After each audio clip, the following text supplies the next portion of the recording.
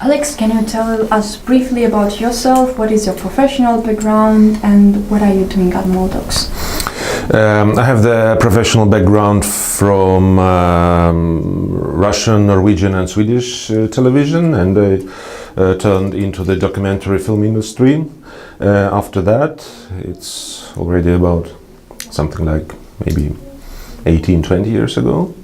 In the Western world it's normal, well, people after finishing the career of television journalists want to do something bigger, so they turn into documentary filmmakers.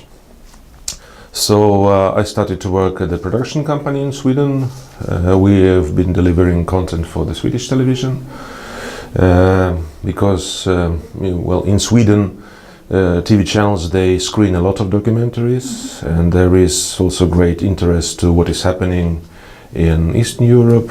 So I was working with that, and 4 years ago my colleagues and me, we started to develop the idea which later became what is called now B2B DOC, Baltic to Black Sea Documentary Network.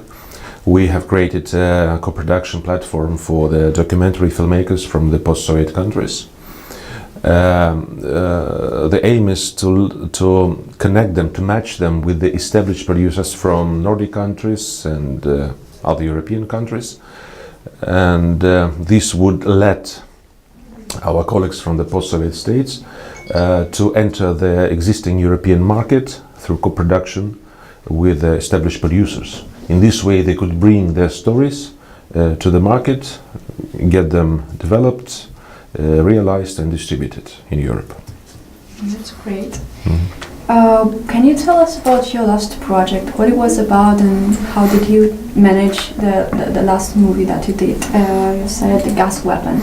Yes, The Gas Weapon was a documentary film that we started to produce for the Swedish television. It was 2010 when Russia started to build up the gas pipeline on the bottom of the Baltic Sea, the Nord Stream gas pipeline. And Baltic Sea is very important for Sweden, so the Swedish television became very much interested in having that story.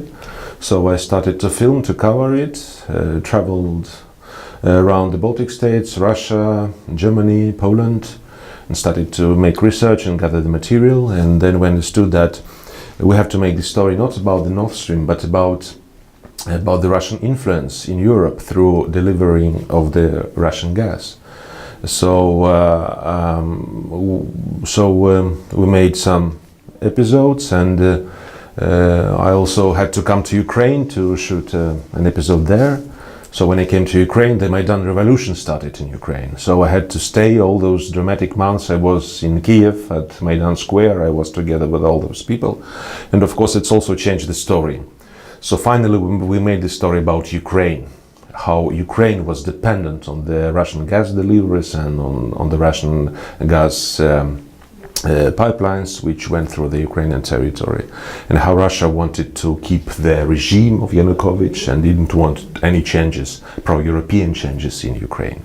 So that project changed a lot in me personally, because I met a lot of new people. I understood how important it was to have the community in the country like Ukraine which wanted to make changes. Because in most of our post-Soviet countries, the people are not so very active sometimes. We are used to just sit and wait when some clever politicians would come and change our lives.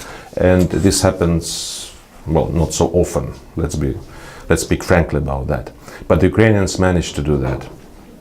So I have witnessed all that, and I participated in that, and I have depicted that in the film, which was screened not only in Sweden, it was distributed all over the world. It was not screened only in Africa and in Australia. Otherwise, the film was very well received by the international audience, due to the fact that it was a very actual topic and the whole world was watching what was happening in Ukraine. Did you make a screening also in Russia? Of course not. of course not. It was impossible to do it in Russia. But are you planning at least to make? Well, we can plan anything, but you never know what would happen in Russia. But I mean, by that time, when the political changes will happen in Russia, I think we will need some new topics to screen and show to the Russian audience. Since the topic of the festival is documentary filmmaking and the social change, do you believe in the power of the documentary filmmaking producing the social change, and how do you believe it can happen? We have been talking about that these days.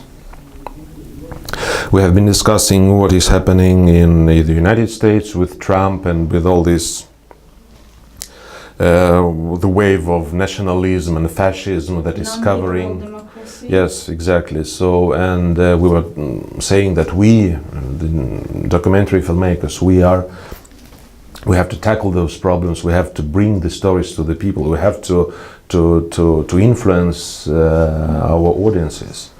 The biggest question is how, using which channels. Using what platforms, how to make. You can make your movie, you can pick up a very huge and important question, but what to do if people are not watching it?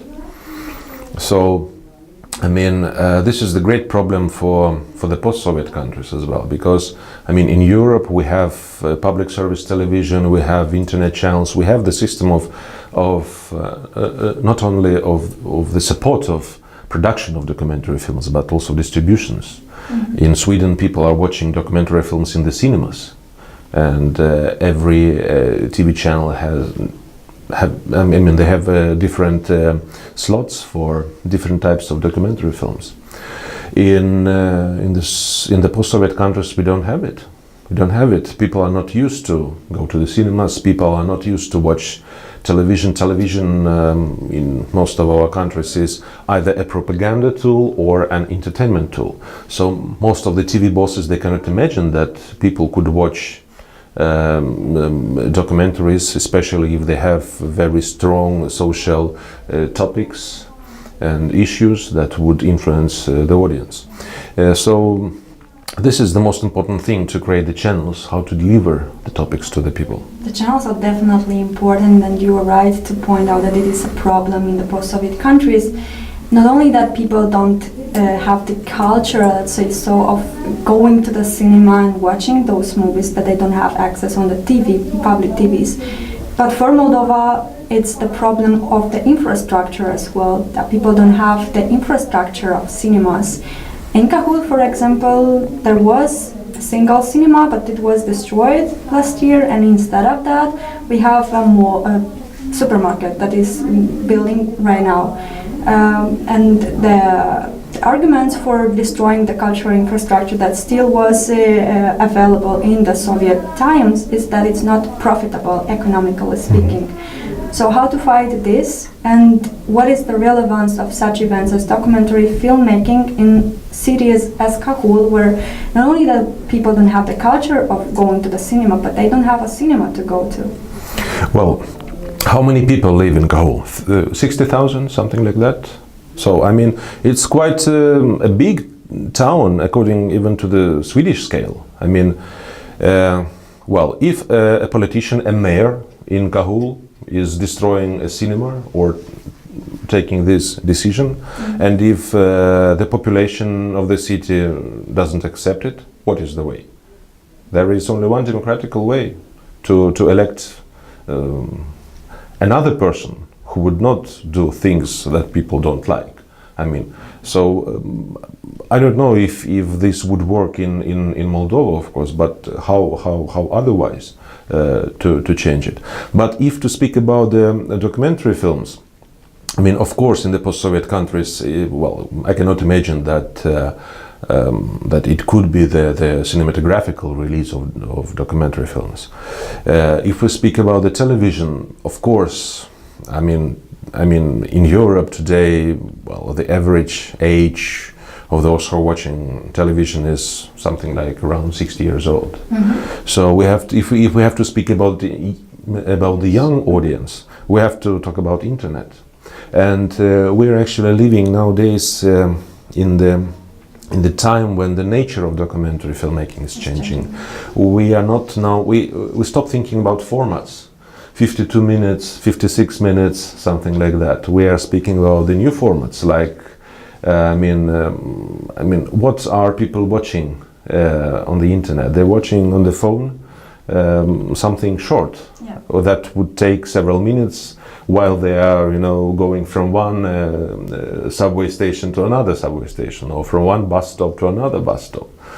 So we have to find out this, how to shorten the stories. But documentary filmmaking is also a way to educate people. It doesn't mean we have to fit under the new standards of technology development and to make shorter movies. Maybe it's a tool also to educate the people, to bring something interesting and to make them watch those 30, 50 minutes. Because not all the stories can be made up in 5 Of course, minutes. definitely. So people are different and their interests are different and whatsoever. But if to talk about the young audience, so I know that most of the biggest public service TV channels in the Nordic countries, they're now trying to fight for the young audience, and they're trying to create the new content for them, which is based online. They're not broadcasting any interesting content for young people. They're putting it online, and they are looking for the new models for the documentaries as well, which would, of course, educate and entertain and inform. So, but the biggest problem is to find interesting stories. What people would like to watch. They would never watch something online or on television that has to educate them. They are watching something which is interesting for them. So if you find an interesting story, actual story where you will see the life of people and that you can compare with your own life, your own emotions, your own problems, or then you will watch it. And this is the task of the film director and film producer, to insert this maybe educational content and informative content into the story. Speaking about creative stories, if we take an imaginary trip and you imagine yourself being a young filmmaker in Moldova, what would be your topic for the research? I would say that, I don't know if I would understand it if I were young. But right now I understand that it is better to watch the topics outside of your own territory. Mm-hmm. And this is the problem, that we are all living in our own box. We don't see anything outside of Cahul or Moldova or whatsoever. And why is this a problem? Because we cannot imagine any audience for our stories outside of our own town or country, and we're telling the stories in this way that they are understandable only for the local population. If we look at the European producers, they are looking their stories on the international level. They don't feel themselves, be locked inside Germany or Sweden or Poland. But it is also a question, because of course if you are based here, you know everything here, you can find something very special, very interesting. But on the other way, a person who is coming from outside, he would always see the story and the problem with completely another eyes, and he or she will depict it in a completely another way, making it interesting and understandable for the international audience.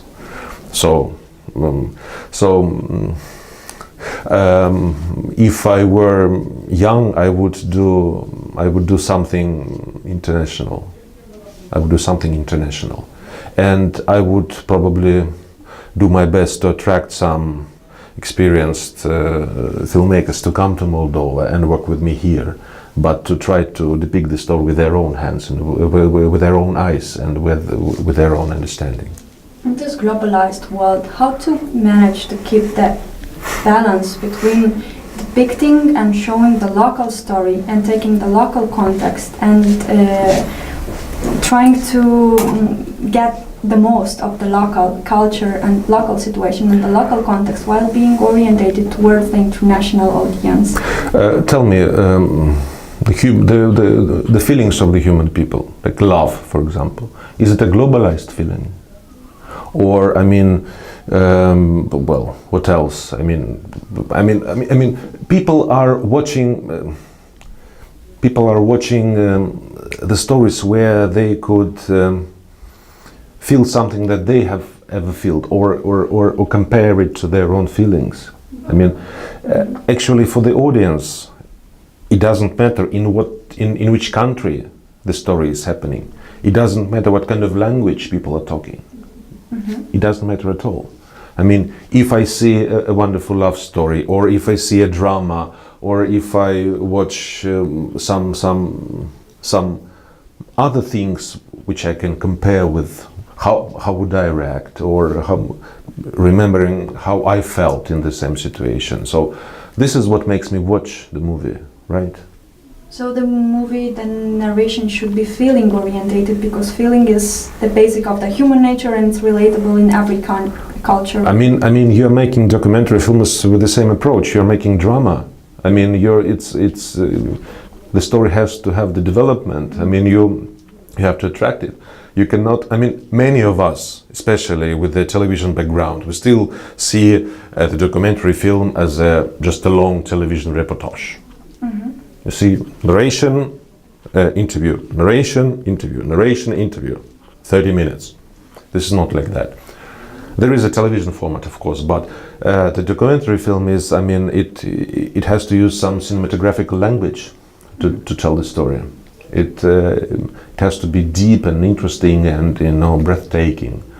And what can make it like this? I think the feelings. Thank you. Welcome. That's it. Let's finish on feelings. I like that.